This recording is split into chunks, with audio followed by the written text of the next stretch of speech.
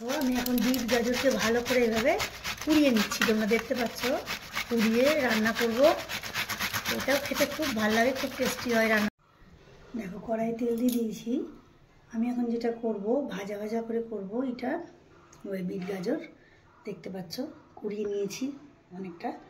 এটা তেলে এখন ছেড়ে ভাজা ভাজা করবো, কোনো মশলা টশলা কিছুই দেবো না। খাওয়া তো ভীষণ ভালো এগুলো। এই কড়াই তেল দিয়ে দিচ্ছি, একটু কালো জিরে ফোড়ন দেবো, কাঁচা লঙ্কা চিড়ে দেবো, ব্যাস। তেলও বেশি দেয় না এটাই। এই রান্নাটা আমার মাসি শাশুড়ির রান্না, উনি মানে শিখিয়ে দিয়েছিলেন রান্নাটা করতে, প্রথম শেখাও ওনার কাছেই। তো এই কালো জিরে ফোড়ন দিলাম, কাঁচা লঙ্কা চিড়ে চিড়ে দেবো, আর কিছুই দেবো না। আমি শিম ছিল ইসে ফ্রিজে, সেই শিমটাও একটু একটু করে ভেঙে দিয়ে দিয়েছি ওর মধ্যে। তোমরা চাইলে দিতেও পারো, নাও পারো, নষ্ট হবে তাই আমি দিয়ে দিয়েছি। এটা দিয়ে তেল গরম হয়ে গেছে। দেখো এটাকে আমি আগে ধুয়ে ছিলে নিয়েছিলাম, তাই জন্য পরে আর ধুচ্ছি না, এবার দিয়ে দিচ্ছি এটাকে।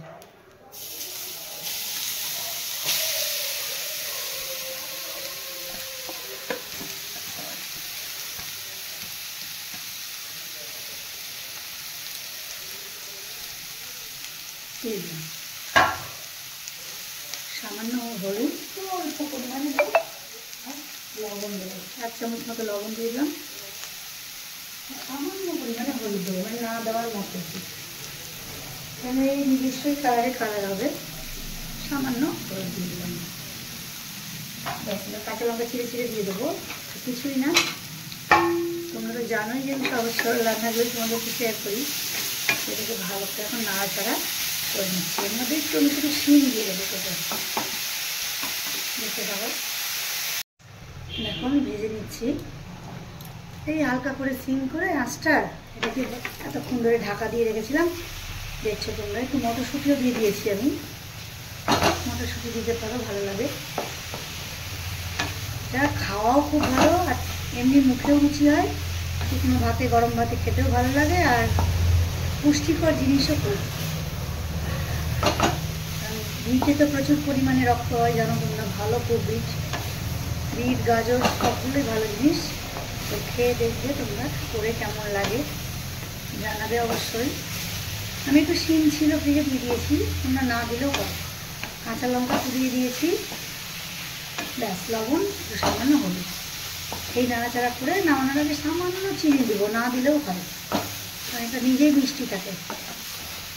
এভাবে নাড়াচাড়া করে আমি নামিয়ে নেবো, রেডি হয়ে যাবে বিট গাজরের ভাজা বলো বা চচ্চড়ি, যাই বলতে পারো।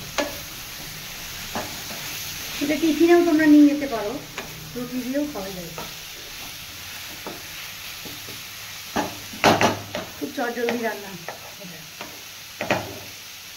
আর একটুখানি হবে 5 মিনিট মতো, তারপরে নামাবো। দেখো অল্প চিনি দিয়ে দিয়েছি, এবার আমি নামিয়ে নেবো। রেডি হয়ে গেছে আমার বিট গাজর ভাজা ভাজা, এবারে নামিয়ে নেবো।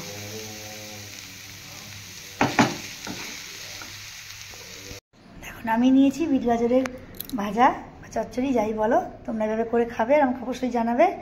সকলে খুব ভালো থাকবে আর দেখতে থাকবে আমার ভিডিওগুলো। ভালো লাগলে অবশ্যই লাইক আর সাবস্ক্রাইব করবে।